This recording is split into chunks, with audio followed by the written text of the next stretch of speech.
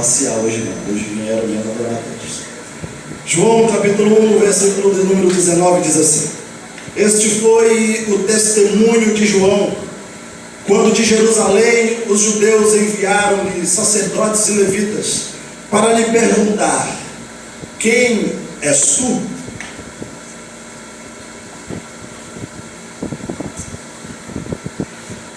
Hoje à tarde nós tivemos um presente de Deus. Confesso que quando saí da Rádio Sal, eu tive o prazer de dividir um tempo da palavra com você. Eu não contia as lágrimas dentro do carro. Chorava e não entendia o que estava acontecendo. Ainda bem que quando eu cheguei em casa não tinha ninguém, porque senão eu ia achar que eu tinha apanhado na rua, eu estava louco. E eu me tranquei no meu quarto, no escritorinho, e dobrei os meus joelhos e falei: Senhor, o Senhor me presenteou hoje com uma palavra, mas eu preciso de outra palavra. E ali então, perguntando, buscando ao Senhor, Ele me trouxe outra palavra. No momento de questionamento, no momento onde Ele me perguntava.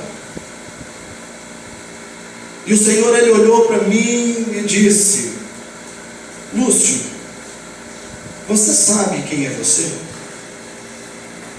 E eu não entendi essa pergunta da parte de Deus. Como assim, Senhor? E o Senhor me perguntava: quem és tu? E eu entendi que ao responder essa palavra, eu estava respondendo parte daquilo que o Senhor tinha colocado no meu coração para trazer aqui nesta noite. Os dias de hoje são dias difíceis, os dias são maus. Se nós formos olhar para tudo o que está acontecendo à nossa volta no mundo de hoje, nós com certeza, com os olhos humanos, nós iríamos desanimar, nós iríamos desfalecer. Muitas vezes, quando acordamos pela manhã, desesperançosos, tristes, abatidos, porque todo mundo com certeza tem um dia como esse. Ninguém é de ferro. Vocês que estão longe de casa, com certeza, pode acordar um dia e dizer assim: mas Senhor, por que eu deixei a minha casa? O que eu estou fazendo aqui? Será que vale todo esse esforço? E essa pergunta, ela não se resume apenas a vocês. Nós também, pais de famílias, mães de família, quem é pai, quem é filho, quem é mãe, com certeza, em algum momento da tua vida se pergunta isso: quem sou eu? O que eu estou fazendo aqui? O que o Senhor tem reservado para mim? Qual que é o meu chamado? Qual que é o meu futuro? O que o Senhor tem reservado para mim? E se você começar a pensar, existem várias indagações e várias perguntas, mas a maioria delas só pode ser respondida se você responder essa aqui. Se você descobrir quem você é. Se eu perguntar aqui para alguns de vocês: quem é você? Pode ser que muitos vão gaguejar na hora de falar. Mas como assim, quem sou eu? Porque é muito difícil a gente falar da gente mesmo. É muito mais fácil as outras pessoas falarem de nós do que nós mesmos falarem de nós. E um dia essa pergunta ela foi feita para um homem chamado João Batista. Sacerdotes e levitas foram designados para saber, para perguntar quem era ele. E quando chegaram e perguntaram para João, fizeram essa pergunta direta no meio de todo mundo: João, quem és tu? E o mais impressionante de tudo é que João, ele sabia quem ele era. Questionaram se ele era o Messias, se ele era o Cristo. E na hora, João Batista disse: não, eu não sou o Cristo. E se você quer saber desse, eu não sou digno nem de desatar as suas alpargas. Então você é o profeta? Ele disse: não, eu não sou o profeta. Ah, então você é Elias. E ele disse também: não, eu não sou Elias. Então perguntaram mais uma vez: então diga quem és tu, para que nós possamos responder para aqueles que nos enviaram até aqui. E João Batista, então, ele diz: eu sou o percussor, eu sou aquele que veio abrir o caminho, eu sou aquele que veio preparar a vinda daquele que sim, ele é poderoso para curar, para libertar, para batizar, para salvar, para transformar a vida do ser humano. João Batista havia apenas sido o percussor, aquele que abria o caminho, mas ele sabia até onde ele podia ir, qual era o seu limite. Ele sabia que dali para frente ele não poderia passar. Ele disse: não, eu vim para batizar com água, mas depois de mim virá um que é muito mais poderoso do que eu, que esse batizará com fogo e com o Espírito Santo. Mas quando eu trago essa pergunta, eu quero voltar à Bíblia Sagrada e dizer que esse questionamento ele não fica apenas para nós. Muitas pessoas na Bíblia Sagrada fizeram a mesma pergunta. Davi, quem não conhece Davi? Quem conhece a história de Davi aqui? Levanta a mão. Quem já ouviu falar de Davi? Todo mundo ouviu falar de Davi. Se eu perguntar para minha filha quem é Davi, ela vai falar: ah, papai, Davi é aquele que matou o gigante. Todo mundo conhece Davi, né? Passa até na televisão, o Davizinho, o desenho de Davi.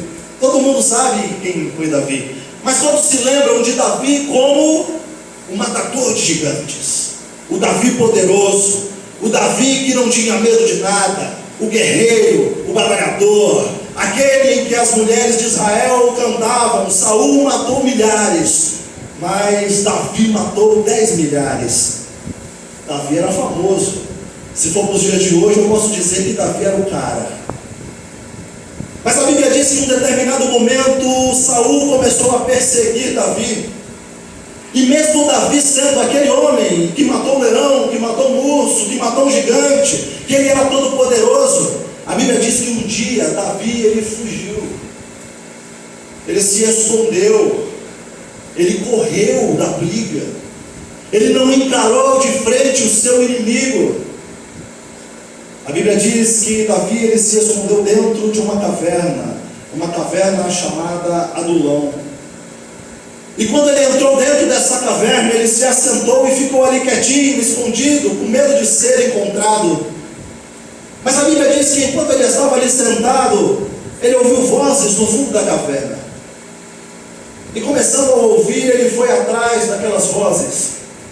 Chegando mais ao fundo, num local escuro, ele percebeu que ele não era o único que estava ali.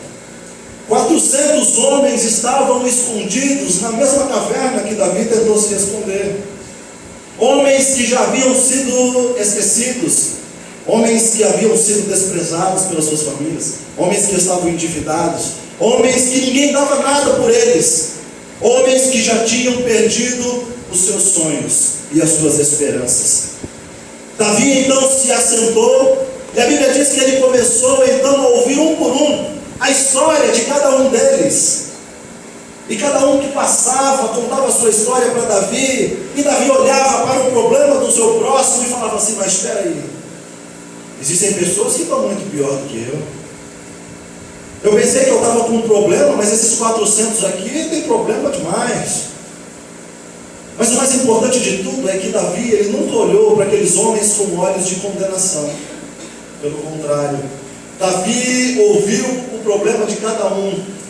E eu tenho certeza que quando ele ouvia os problemas e no final da conversa que ele tinha com cada um deles, ele dizia para cada um deles: olha, você pode estar passando por um problema, mas você pode ter certeza que isso é só passagem, isso é passageiro. Com certeza você vai sair daqui vitorioso, você vai ser um grande guerreiro. E ele começou a falar isso para todo mundo, porque existem duas formas de nós sairmos da caverna. Você pode sair da caverna como um vitorioso, ou você pode sair da caverna como um derrotado. Mas tome cuidado com o que você tem ouvido dentro da caverna. A caverna é o nosso momento em que nós estamos entristecidos. A caverna da nossa vida é o momento em que nós estamos passando por dificuldade, por angústia, por tristeza, por enfermidade, não sei. A caverna da nossa vida é quando nós estamos preocupados, com o coração apertado, em dúvida. Essa é a nossa caverna. E com certeza cada um de nós tem a sua caverna, ou pelo menos de vez em quando entra dentro dela. Mas o mais importante de tudo é quando ele estava lá dentro, Davi, que simboliza a voz do próprio Cristo, do próprio Jesus, ele dizia para um daqueles homens que estavam ali, lá fora da caverna as pessoas diziam que eles eram derrotados, mas Davi dizia para eles: não, você não é um derrotado, os seus sonhos não terminaram ainda, você é mais que um vencedor, você é poderoso. E no final dessa história, você sabe o que aconteceu com aqueles 400 homens? Quem sabe? Aqueles 400 homens que estavam esquecidos dentro da caverna, que já tinham perdido as suas esperanças, se transformaram no maior exército que esse mundo já viu, os 400 valentes de Davi. Davi conseguiu pegar 400 homens que ninguém dava nada, tirar de dentro de uma caverna e levar para vencer, para batalhar. E é isso que Cristo faz na nossa vida, irmão. É isso que Cristo faz na minha vida. O Senhor um dia, Ele me tirou de dentro da caverna onde eu me encontrava. Ele olhou para mim e falou: neguinho, vem cá. O seu tempo de ficar na caverna já acabou. Agora eu tenho um campo de batalha para você. Eu tenho um campo de batalha para você.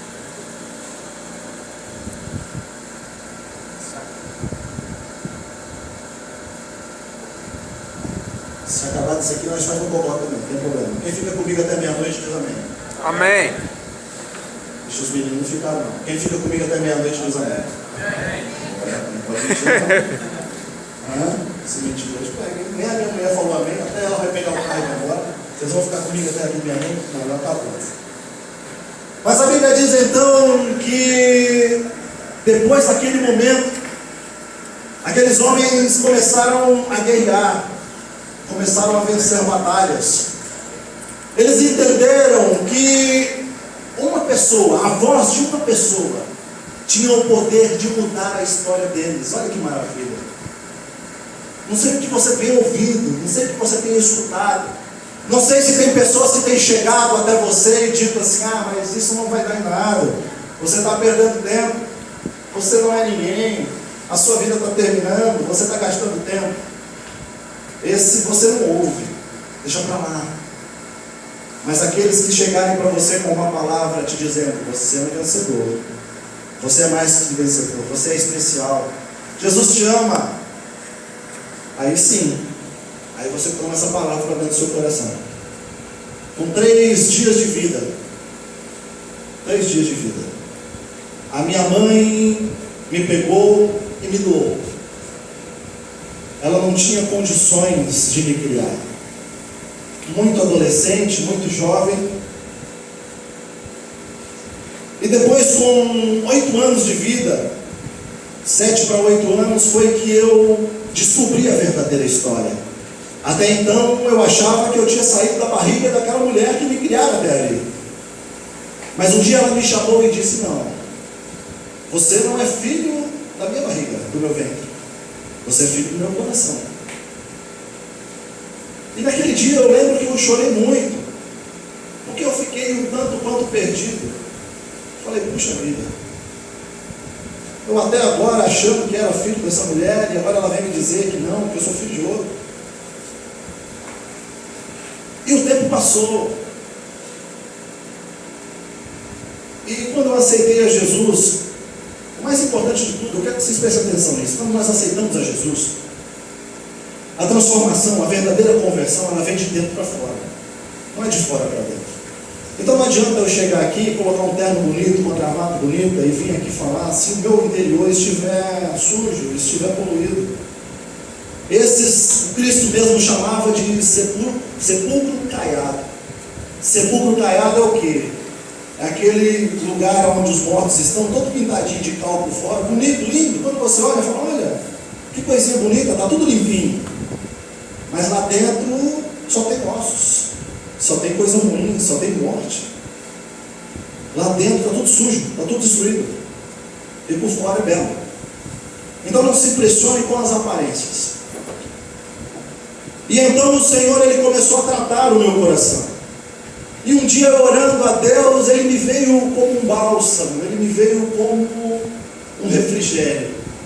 E Ele disse assim: eu te amo tanto, eu me lembro com essas palavras, eu te amo tanto, que por falta de uma mãe eu te dei duas. E quando eu peguei essa palavra, eu olhei para os céus e disse: mas é verdade, eu tenho duas mães, eu converso com as duas hoje. Então eu sou melhor do que aquele que tem uma mãe só. Eu tenho logo duas. O que eu quero dizer com isso? Eu quero dizer que na nossa vida existem duas formas de nós encararmos o problema. Eu podia ser aquele coitadinho, miserável.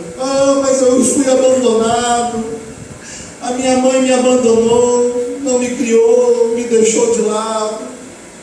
Eu podia viver com isso no coração, trazer mágoa para dentro dele, viver uma vida de tristeza, de amargura, e chorando isso a vida inteira.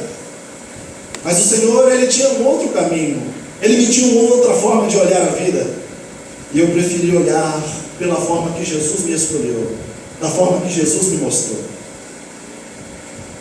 E as nossas batalhas são assim a todos os dias. Você pode olhar o seu problema como o final de tudo, mas você também pode olhar o seu problema como o começo de uma grande vitória. O que você está passando agora, preste atenção, é uma grande probabilidade de um grande milagre e de um grande mover de Deus na tua vida.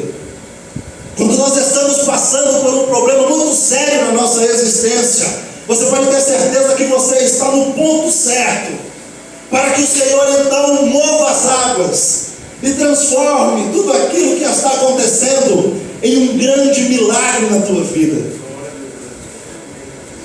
Creia nisso. Creia nisso. Deixa eu seguir aqui, senão não vai dar para acabar até 11h30. E a Bíblia diz então que todas as vezes que Davi olhava para ele, e quando ele olhou para a caverna, ele entendeu quem ele era. E um dia num salmo, Davi, ele olhou para os céus e disse: Senhor, eu sou totalmente dependente de Ti. Davi, ele conseguiu entender quem ele era. Apesar de todos os problemas que Davi passou, no final de sua vida, ele foi um homem segundo o coração de Deus. Alegrou ao Senhor e venceu todas as batalhas na qual ele foi colocado para batalhar. A Bíblia nos traz a história de um homem chamado Gideão. E eu gosto muito da história de Gideão, porque em alguns momentos eu me identifico com ele. A Bíblia diz que ele estava a malhar o trigo no lagar. Vocês que estão trabalhando na terra, vocês têm que saber essas coisas aí. Vou entrar na área de vocês agora. Trigo. Gideão estava malhando trigo no lagar. Lagar é lugar de malhar trigo, sim ou não? Não, né? Estão ligados. Já receberam a mensagem. Lagar é lugar de pisar uvas. É isso? Lagar é lugar de pisar uvas. Mas Gideão já estava cansado de ser roubado pelos midianitas. Ele não aguentava mais. Durante 7 anos, todas as vezes que ele colhia, preparava a sua colheita, quando ele tinha feito todo o trabalho, os midianitas iam lá e saqueavam, roubavam tudo, destruíam tudo, matavam os animais, destruíam as casas, eram terríveis. Os midianitas, eles só viviam para isso, só para roubar. Eles não plantavam nada, não cultivavam nada, não tratavam de nada. O negócio deles era esperar a hora de chegar até Jerusalém e roubar. E Gideão estava lá, ele falou: mas peraí, eu vou confundir os midianitas, vou usar outra tática. Em vez de eu malhar o trigo onde eu devo malhar, eu vou malhar o trigo no lagar, porque eles não vão me procurar aqui.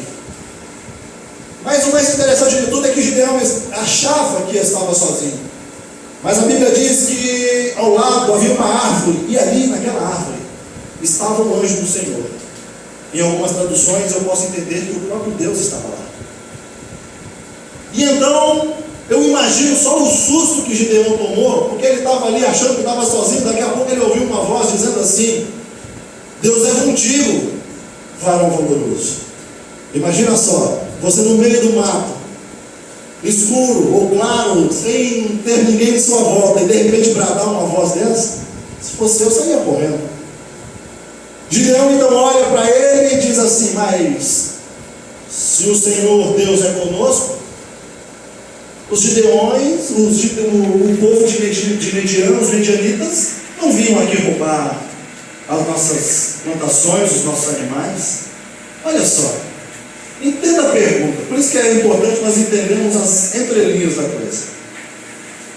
Quando o anjo do Senhor se apresentou, ele disse assim: Deus é contigo, Gideão. Gideão já pegou aquela palavra e já misturou todo mundo no bolo, já falou: mas se o Senhor fosse conosco.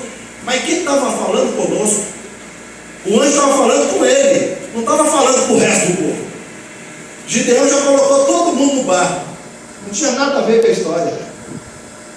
Mas então o anjo permaneceu ali e disse assim para ele: então vai nessa sua força e liberta então o povo de Israel que está cativo. Aí Gideão olhou para o anjo e falou assim: mas eu? Aí o bicho pegou, porque até então Gideão estava atirando para todo lado. Mas quando o anjo do Senhor falou: você Marlim, vai lá e liberta o povo. Marlim falou: eu? Vou nada. Sabe por que eu não vou? Porque a minha tribo, ela é a menor das 12 tribos de Israel, a tribo de Manassés. Eu sou pequenininho demais. E se não fosse só isso, da tribo que é menor, a minha família, a família de Gideão, era a mais pobre de todas. E se não fosse só isso, da família dele, que era mais pobre, da tribo menor, ele era o menor da casa. Olha quanta coisa pequena. Gideão ele falou: não, eu sou o último desse negócio aí.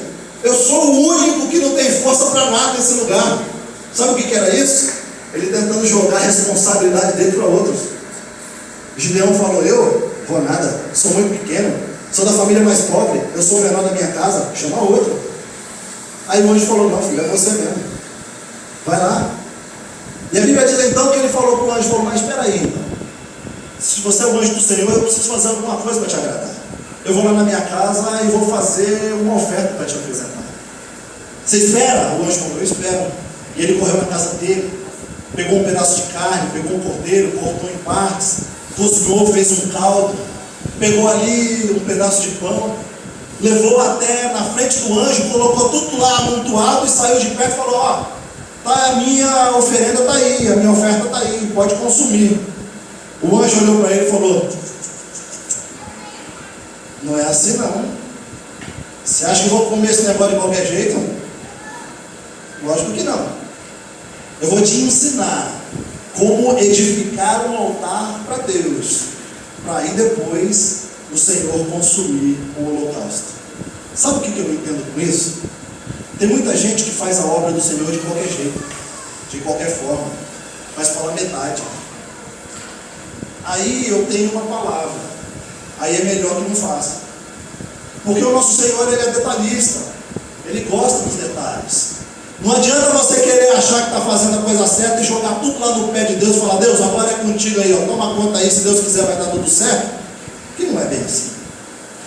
O Senhor ele faz a parte dele, mas nós temos que fazer a nossa. Gideão então edificou um altar, pegou 12 pedras, simbolizando as 12 tribos de Israel, fez um altar, pegou um pedaço de carne, pegou um caldo, colocou tudo em cima, derramou sobre o altar, e agora, seguindo a orientação de Deus, da forma que Deus queria, aí sim, a Bíblia diz que desceu fogo dos céus e consumiu a oferta de Gideão. Altar edificado. Você sabe o que significa isso? Altar edificado é a nossa vida. Não adianta a gente querer estar na igreja. A gente pode estar na igreja todo dia, a gente pode ter o melhor terno, a melhor saia ou o cabelo mais comprido, mas se nós não estivermos com a nossa vida no altar, fazendo a coisa certa diante de Deus, não adianta de nada. O Senhor não vai receber aquilo que nós estamos oferecendo. Mas então Gideão ele entendeu. Gideão ele não sabia quem ele era, mas a partir do momento que ele conheceu a Jesus, conheceu a Deus, Deus revelou para ele. Nem ele sabia que ele era valoroso. Valoroso significa corajoso. O anjo chamou ele de corajoso, e ele era o mais medroso da casa dele. Nem ele sabia que ele tinha coragem. Mas o Deus que ele servia sabia das qualidades dele, sabia que ele era corajoso. E é por isso que é tão importante nós servirmos a Deus, porque muitas vezes nós não sabemos quem nós somos. Sabe o que está acontecendo nos nossos dias de hoje, que eu tenho visto com os jovens? Eu ministro muito para jovens de Fundação Casa. Muitas pessoas que fazem uso de drogas, aqueles que estão internados e estão presos. Recentemente tivemos na penitenciária de Pacaembu entregando Bíblias, essas Bíblias aí, ó. Entregamos 2.700 Bíblias. Um jovem que estava preso, que eu olhei para ele e falei: meu Deus, tem alguma coisa com esse jovem aí, eu tenho uma palavra para ele.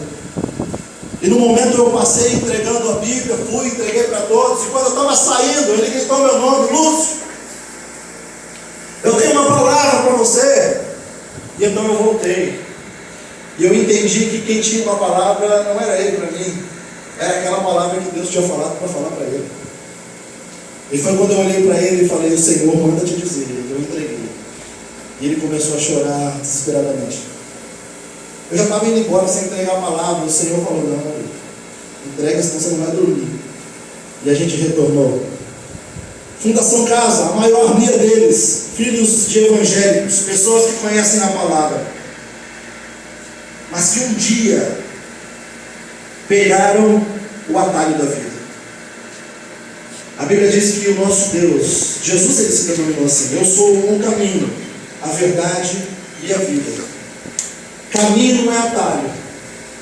De vez em quando eu já passei por essa idade, não estou muito longe não, porque eu sou novinho ainda, nem nasceu os cabelos, mas está chegando. Nessa idade de vocês eu tinha muita curiosidade, e é normal na adolescência a gente ter curiosidade, a gente quer experimentar. Se você falar para um jovem: não põe o dedo na tomada que você toma choque, mas é só você virar as costas, ele vai lá e dá um giro de ponto dele para saber se está chocando. É experiência. Você quer conhecer, você quer saber. Não adianta falar para você que ali tem um buraco, e se você cair naquele buraco, você vai cair, você vai se machucar. Enquanto você não for lá e cair no buraco, você não vai sossegar. Aí quando você cair, você vai olhar e falar: rapaz, aquele carequinha que falava, ele tinha razão, né? Aquele carequinha lá, ele é espertinho mesmo. Ele falou que eu ia cair e eu caí mesmo. Mas isso é fácil. E quando eu tinha a idade de vocês, eu também passei por essas fases. Tive a fase de roqueiro, tive a fase de cowboy. Eu tinha cabelo naquela época, pinava assim, era uma coisa tremenda. Aí depois foi a fase de cowboy, rasgava metade da calça, minha mãe ficava louca, estragava todas as calças, para curtir, encaixar, colocava aqueles boné, tudo tortinho, aquelas fivelas que pareciam um capô de fusca. Vocês têm essas daí mesmo? Tem, né? Parecia uma frigideira assim, saía, metida no cowboy, naquela botinha, não tinha nem um pardal para dar água. Falava assim: ela vai, não tem nem terra debaixo da unha. Não é verdade? Mas é fácil. E a fase foi passando. Foi até onde eu me enrolei. Fui começar a namorar com 15 anos, logo me rabichei e fui morar junto logo com 17, 18 anos. Sem a direção de Deus. Aí, filho, quando você faz as coisas sem a direção de Deus, só lapada no tempo, só miséria, só perdição. Não ouvia a voz de Deus, não entendia o trabalhar de Deus. E o tempo foi passando. Aí quando deu 30 anos, cansado de levar pancada, já não aguentava mais, falei: Senhor. Aí eu lembrei de Deus. Quando a coisa aperta, a gente lembra de Deus. Quando está boa a coisa, a gente não lembra não. Quando estava na festa lá, um monte de mulher, não quer saber muito de Deus não. O negócio aqui está bom, mas isso aí passa. A mulherada foi embora, os cabelos caíram, acabou tudo. Falava: Jesus, e agora? Aí Jesus falou: não, agora eu vou tratar com você agora. Agora segura. A primeira coisa que ele fez foi tirar tudo do passado. Os amigos me abandonaram. Virou crente. esse já não presta mais. A galera que andava junto, lá não bebe mais, cai fora que você já não serve mais. E eu fui ficando sozinho. Mas eu aceitei Jesus aí para ficar melhor, o negócio parece que está estreitando mais, parece que está ficando pior o negócio. Eu olhava o Senhor. Aí não dá. Mas as coisas foram se acertando. Aí um dia Deus olhou para mim e falou: neguinho, eu vou te abençoar, hein? Você está sendo fiel, eu vou te abençoar. Vou colocar uma mulher bonita na sua vida aí, para te melhorar, para te dar uma alegrada. Aí colocou essa beleza na minha vida, né? Todo neguinho que se presta tem que ter uma loira, não é verdade? Todo neguinho, eu pretinho assim, fui lá e Deus já colocou uma loira no meu caminho. Eu já fiquei famoso, porque todo pretinho que tem uma loira é famoso. Aí já começou a melhorar. Falei: opa, olha só, a coisa já começou a clarear. Deus me deu uma mulher bonita, daqui a pouco me deu uma filha linda, me deu casa, me deu trabalho, me deu carro. Falei: opa, servir esse Jesus é bom aí, eu vou continuar servindo esse aí, porque quando eu estava no mundo não tinha nada, uma miséria desgraçada, tinha dia que passava fome, agora eu estou tranquilo, e as coisas foram mudando. Mas o mais importante de tudo, não foi isso que Deus fez, foi um dia Ele me mostrar quem eu realmente era, a importância que eu tinha para Ele. Porque quando nós estamos no mundo, nós não temos importância para ninguém. Quando você está lá sozinho, largado no mundo, você é um mais um. Ninguém se importa com você. Mas quando nós aceitamos a Jesus como nosso Salvador, o mais gostoso de tudo, o mais gostoso de tudo, é você dobrar os seus joelhos e você conversar com Deus, olhar para os céus e Ele te responder, te acalentar, acalmar o seu coração nos momentos de dificuldade. Ele curar as suas enfermidades, Ele curar as suas feridas, Ele mostrar os seus caminhos. Isso é o mais importante de tudo. É Ele te trazer paz aonde não tinha paz. É Ele te trazer alegria aonde não existia alegria. É te trazer o conforto aonde só existia turbulência. Esse é o Jesus que nós servimos. E o mais importante de tudo é quando então nós entendemos isso, nos identificamos. O Senhor, Ele te mostra quem você é, o que Ele espera de você, o que Ele aguarda de você, qual é o seu chamado, o que Ele quer de cada um de nós, porque não existe acaso. Vocês não estão aqui por um acaso. Mas eu vou lá porque não tem mais nada para fazer. Não, você podia estar assistindo televisão, podia estar dormindo, você podia estar fazendo um monte de coisa. Então não é acaso que você está aqui recebendo essa palavra. O Senhor, Ele veio para te chamar, para te comissionar, para te estruturar. E a Bíblia diz que a fé, ela veio justamente disso que vocês estão fazendo, de ouvir. A fé veio do ouvir a palavra do Senhor. É por isso que nós devemos ouvir a palavra em todos os momentos que nós podemos ouvir. Não perca a oportunidade nunca de ouvir a palavra do Senhor. Ouça a palavra. Só o link, tem que terminar. Se deixar aqui eu vou até meia-noite, mas eu estava brincando. Mais um tempinho? Mais 10 minutinhos? Tem? Quem quer que eu pare e diga amém? Amém. Quem quer que eu continue e diz aleluia? Ixi, tem uns que não dizem nem amém nem aleluia. E agora? Eu vou ficar com a maioria então que disseram amém. Vou continuar. E a Bíblia nos conta a história de um filho pródigo. E as pessoas acham que pródigo é um adjetivo. Eu tenho um filho que o meu filho é pródigo. Não, pródigo é gastador. Pródigo não é qualidade, pródigo é defeito. Pródigo é um filho que pega tudo e gasta sem pensar. Isso é pródigo. E a Bíblia nos traz a história de um jovem que chegou para o seu pai e disse: pai, eu quero a minha parte da herança. Estou cansado de ficar nesse lugar, nessa fazenda, mexendo aqui no gado aqui. Não quero mais esse negócio não. Vende a minha parte da fazenda, me dá o dinheiro aí que eu vou para a festa. E a Bíblia diz então que o pai, mesmo contrariado, pegou a parte e deu a ele. E a Bíblia diz então que ele saiu para festar, conhecer as baladas, beber muito, usar drogas, fumar, beber, festar, mulher, aquela coisa toda. e ele pensou que ele estava arrasando, que ele estava no melhor lugar do mundo. Ele falou: meu Deus, se eu não tivesse saído lá do sítio, eu nunca tinha visto isso. Ele foi para o rebento, acabou com tudo.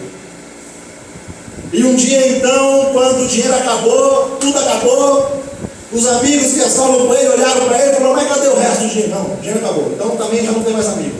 Os amigos, ó. E quando eu leio isso, eu falo: Jesus, parece que o Senhor escreveu essa palavra ontem. Parece que essas coisas acontecem até hoje. Ou não é assim? Quando você está com o bolso cheio de dinheiro, não está rodeado de amigo. Mas quando você está durando o kit, quando você está sem nada, tem amigo?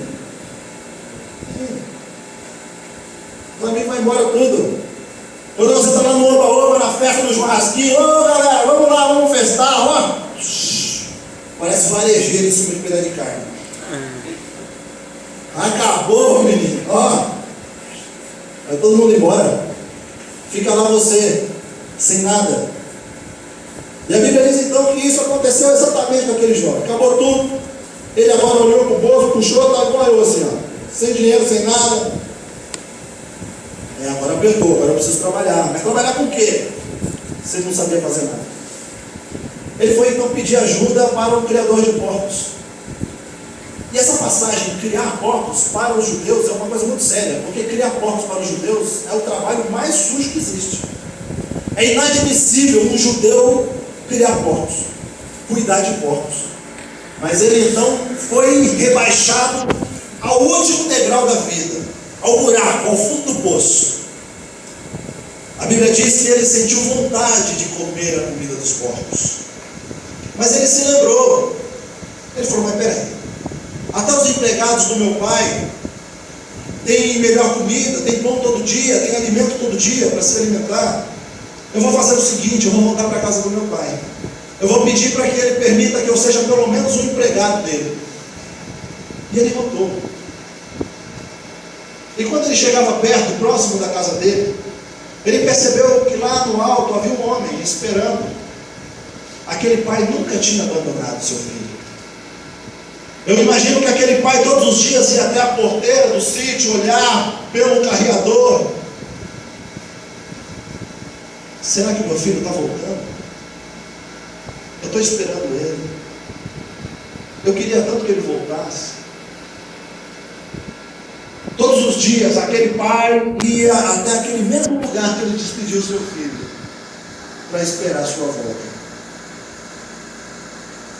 Mas a Bíblia diz então que um certo dia, aquele pai observou, viu que ali vinha um homem todo sujo, farroupilho, com o cabelo crescido, com a barba crescida. Mas o coração de pai não se engana. Ele então observou e viu que era o filho dele. E ele saiu ao encontro daquele filho correndo por aquele carreador. E muito antes daquele filho abrir a boca, ele já abraçou aquele filho com todo o amor de pai. E disse assim: meu filho, quanto tempo eu esperei seu retorno? Mas aquele filho envergonhado e disse: pai, eu pequei contra o Senhor, eu pequei contra Deus, eu pequei contra ti. Eu não sou digno de ser chamado de seu filho. Me aceite como seu empregado. E aquele pai olhou para ele e falou: meu filho, você nunca deixou de ser o meu filho. Ele tinha se esquecido de quem ele era, mas o pai dele nunca se esqueceu.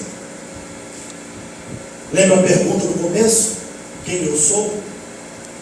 Muitas vezes na nossa vida, no nosso dia a dia, nós cometemos um erro fatal, que é tentar se moldar para agradar as outras pessoas. Nós acabamos se transformando em pessoas que nós não somos. Existe um ditado que diz assim, que muitas vezes nós gastamos o dinheiro que nós não temos para comprar coisas que não precisamos, para impressionar pessoas que não são nada para nós, para impressionar pessoas que não significam nada para nós. E isso está se fazendo mais e mais a cada dia. A cada dia eu tenho visto pessoas se transformando em mutantes, pessoas que não são aquelas, pessoas que já perderam a sua identidade, pessoas que já se esqueceram de onde vieram, da sua origem, para se transformar em pessoas que a sociedade, que o namorado, que a namorada, que as pessoas, que os amigos querem que elas sejam. E isso é a pior coisa que o ser humano pode fazer, é tentar se moldar, se transformar. Pinta o cabelo, corta o cabelo, muda de cara, muda de roupa, coloca lente de contato, muda isso, muda aquilo, para quê?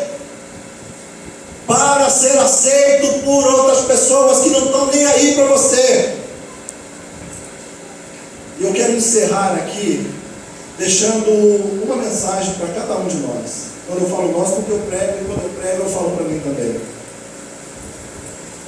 As pessoas que te amam, querido, as pessoas que te amam, queridos, elas têm que aprender a amar vocês da forma que vocês são. Não adianta querer se mudar, não adianta querer se transformar, não adianta querer ser a quem vocês não são, porque isso não permanece. Você não consegue manter. Não adianta você querer ser alguém que você nunca foi, para conquistar alguém que com certeza, no momento que você se mostrar realmente quem você é, vai te chocar. As pessoas têm que aceitar nós, das formas que nós somos, em essência. É lógico que cada um tem um defeito, que no casamento, ou no relacionamento, ou quando você convive com alguém, existem algumas coisas que têm que ser mudadas. Mas eu digo a essência do ser humano, quem você é realmente. Não mude, querido. Não mude. Não tente se transformar em alguém para agradar outras pessoas. Seja você. E nesta noite eu te convido para ficar de pé, para louvar o Senhor. Tem gente de milagre? Obrigado, meu finalizar. Vamos falar de milagre. Só não cantar na canta. Me ajuda, Saulo. Me ajuda, gente. Me ajuda, Simone. Vem cá.